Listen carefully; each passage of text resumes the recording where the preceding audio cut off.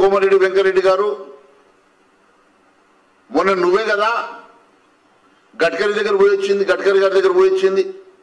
అంతకుముందు మీరే కదా అమిత్ షా గారిని కలిసి వచ్చింది. నేను సిద్ధంగా ఉన్నా, ఆ షిండే పాత్ర పోషించడానికి సిద్ధంగా ఉన్నా అని చెప్తూ కదా. నీ మీద విశ్వాసం లేక ఆ షిండే పాత్ర మేము మీకు ఇస్తలేము.